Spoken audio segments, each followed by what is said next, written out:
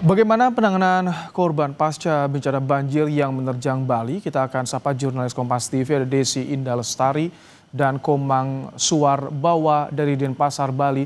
Selamat malam, Desi. Jadi info terakhir berapa jumlah korban tewas dan seperti apa penanganan terkini korban yang terdampak? Ya, selamat malam Ibrahim dan juga saudara. Dapat kami laporkan dari lokasi kejadian, tepatnya di Jalan Sulawesi Denpasar.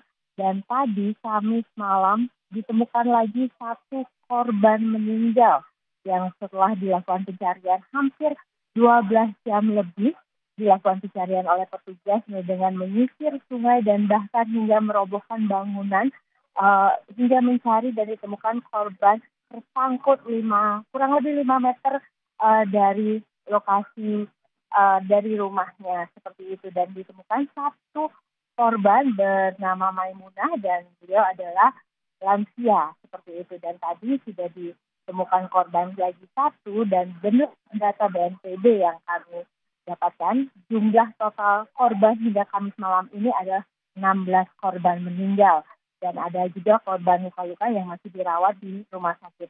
Untuk penanganan sendiri, Ibrahim, pemerintah Provinsi Bali telah melakukan dan membuka posko-posko pengungsian di mana ada beberapa titik pengungsian seperti pengungsian di daerah Tohpati dan juga Ubung dan juga ada di daerah Lumintang.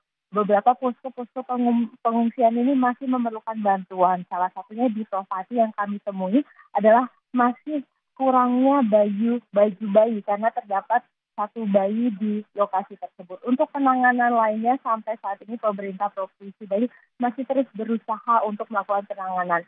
Karena menurut data masih ada sejumlah genangan-genangan terutama di basement seperti di Pasar Badung dan juga tadi saya sempat lihat ada di basement di Kota Denpasar juga masih ada genangan yang masih perlu adanya penyedotan dan termasuk di Kabupaten Karangasem juga masih ada genangan air.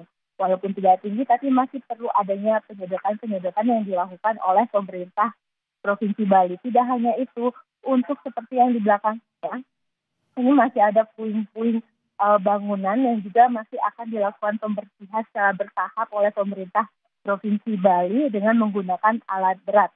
Dan tidak hanya itu, bantuan seperti yang dikatakan tadi juga akan diberikan oleh BNPB dan juga pemerintah Provinsi Bali.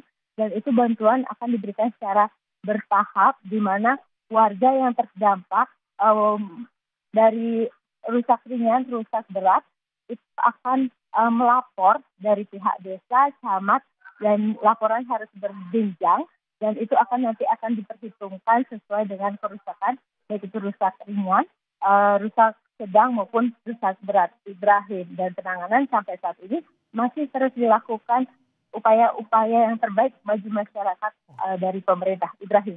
Baik, terima kasih untuk laporannya Desi Indah Lestari dan juga Komang Suwarbawa langsung dari Denpasar, Bali.